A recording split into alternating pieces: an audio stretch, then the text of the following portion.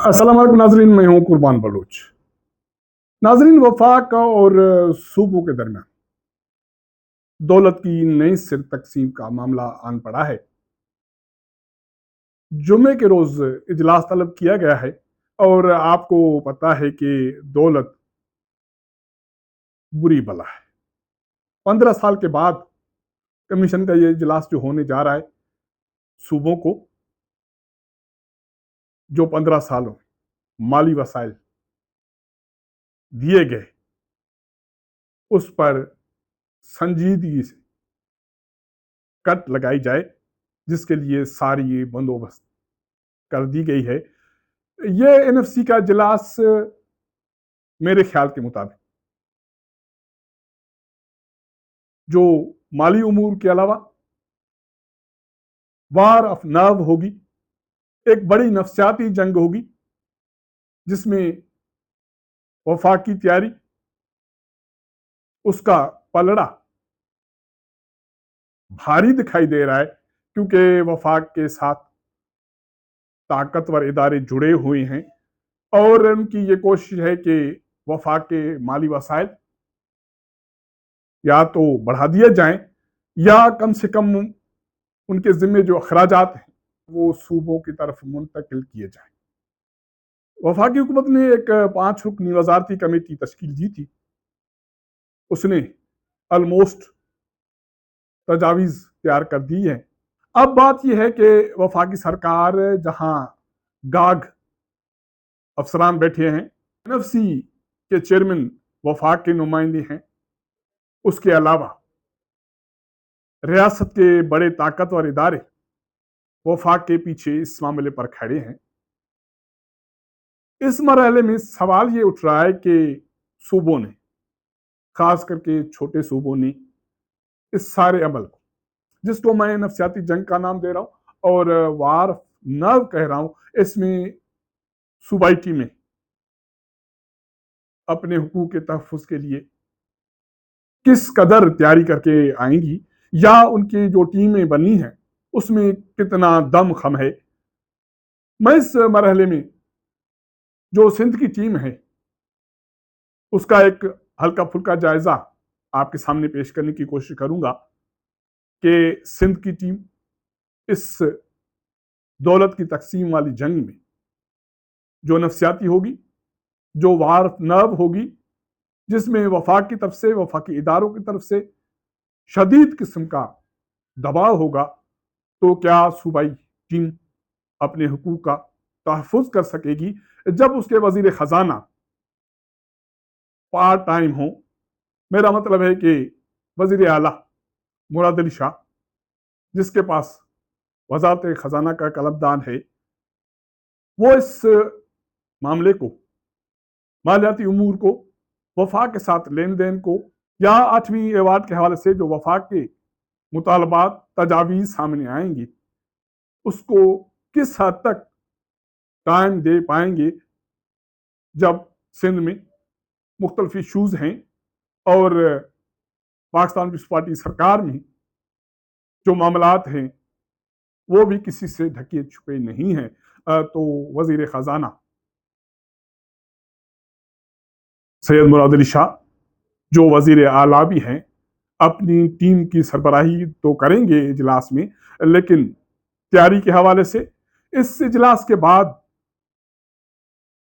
जो नुकात उनके सामने आएंगे उसमें सूबे के हुकूक के हवाले से, उसके तहफ़्फ़ुज़ के हवाले से वो अपनी टीम को किस हद तक वक्त दे पाएंगे। अगर वक्त नहीं दे पाएंगे तो सिंध के अवाम को, सिंध के लोगों को जो नुकसान होगा वो मैं समझता हूं नाकाबिले बर्दाश्त होगा। नए एनएफसी में सिंध के खानगी मेंबर असद सईद हैं, पढ़े लिखे हैं, पीएचडी हैं, मुआशी मैदान में, इक़्तिसादी मैदान में, खानगी शोबे में बहुत सारा काम कर चुके हैं। इससे पहले भी वो कमीशन के मेंबर रह चुके हैं। बताया जाता है कि वो अहल आदमी हैं, लेकिन जैसे मैंने पहले सवाल उठाया कि कमीशन का आने वाला इजलास فیکس فگر سے زیادہ نرو کی جنگ ہوگی، نفسیاتی جنگ ہوگی۔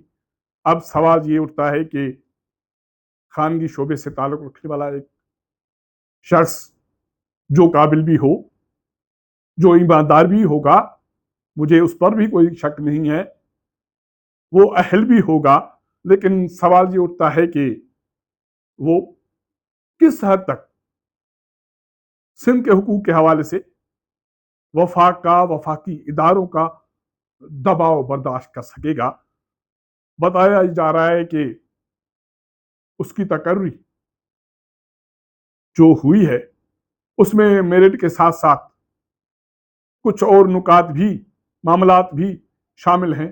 میں اس مرحلے پر اس معاملات کو نہیں چھیڑوں گا، لیکن میں یہ سوال ضرور اٹھاؤں گا، یا لوگ جو سندھ سے دلی ہمدردی رکھتے ہیں، محبت رکھتے ہیں، وہ یہ سوال ضرور اٹھا رہے ہیں کہ اسد سعید کس حد تک وفاق کا دباؤ برداشت کر سکیں گے۔ اس کے علاوہ این ایف سی کے اجلاس کے حوالے سے، سندھ کے مالی معاملات کے حوالے سے، سندھ کے مالی حقوق کے حوالے سے تیسرا شخص سندھ کے فنانس سیکریٹری ہیں فیاض احمد جتوئی۔ صحافی دوست بتاتے ہیں کہ اہل آدمی ہے، سندھ دوست ہے، کام کا آدمی ہے۔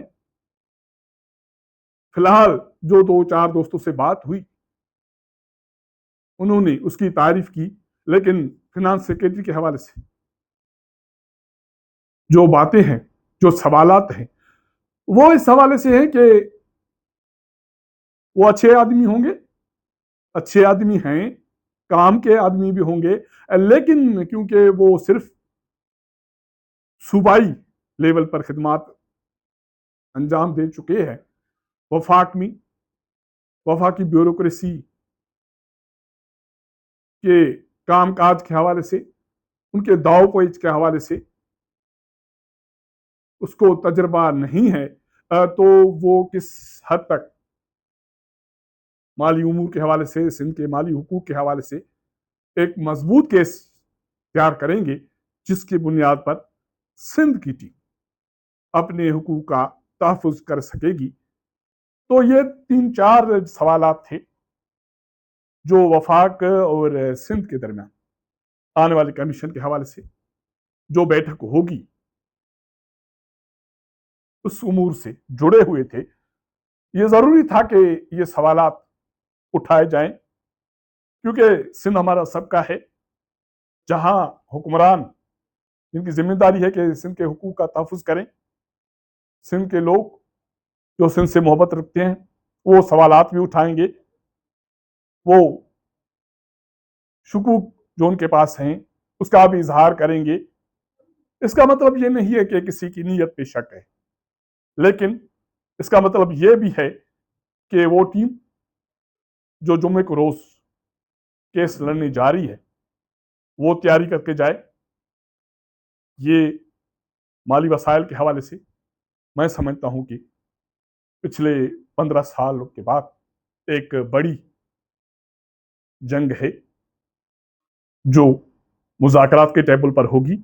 اب میں بات کروں گا کہ اس جنگ میں جو 7 نکاتی ٹرم آف ریفرنس ہیں، اس میں اہم جو نکات ہیں جو ڈالے گئے ہیں اس میں، وہ کس قدر صوبوں کے مفاد میں ہیں۔ وفاق ان نکات کے ذریعے صوبوں سے کیا حاصل کرنا چاہتا ہے۔ میں نے کل ایک پروگرام کیا تھا دوست اشرف ملخم کے ساتھ، اس کے پاس جو نالج ہے اس کے مطابق وفاق کا کہنا ہے کہ دفاع میں بھی شیئر دیں، بی آئی ایس پی میں بھی شیئر دیں، قرضوں کی واپسی میں بھی شیئر دیں، سود کی واپسی میں بھی شیئر دیں، اور گرانٹس جو وفاق صوبوں کو دیتا ہے اس میں بھی شیئر دیں۔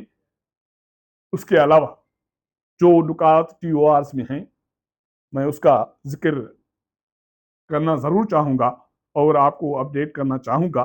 اس میں جو اہم ایک نکتہ ہے کہ وفاق کی طرف سے صوبوں کو گرانٹس کی فراہمی، کہا یہ جا رہا ہے کہ وفاق کا بتایا جا رہا ہے کہ وفاق اب چاہتا ہے کہ اس گرانٹس کی فراہمی کا عمل اب بند ہونا چاہیے۔ اس کے علاوہ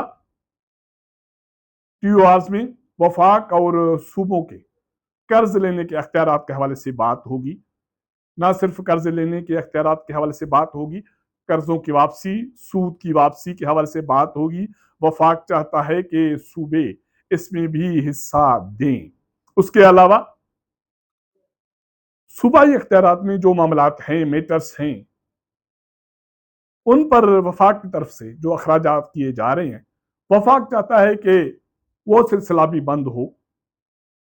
نہ صرف وہ سلسلہ بند ہو، صوبے ان اخراجات کا بوجھ اٹھائیں، اور اس کے علاوہ جو ٹرانس صوبائی معاملات ہیں ان کے اخراجات کے حوالے سے بھی بات ہوگی۔ اور اس کے علاوہ ایک اہم نکتہ ہے مالی اخراجات اور قومی منصوبوں کے اخراجات میں شیئرنگ۔ اس کا مطلب ہے کہ اب جو بھی قومی منصوبے ہوں گے، جیسے ہم نے دیکھا بجٹ کے دوران سکھر حیدرآباد موٹر وے کی بات ہوئی، تو اب آنے والے دنوں میں ایسے منصوبے یا تو شیئرنگ بنیاد پہ بنیں گے یا وفاق اس کا بوجھ نہیں اٹھائے گا۔ تو اس کا مطلب ہے کہ آنے دنوں میں اگر کوئی بڑا ڈیم بنے گا، کوئی ریلوے کا منصوبہ بنے گا، یہ سارے جو قومی پروجیکٹس ہوں گے اس میں صوبوں کو شیئرنگ دینی پڑے گی۔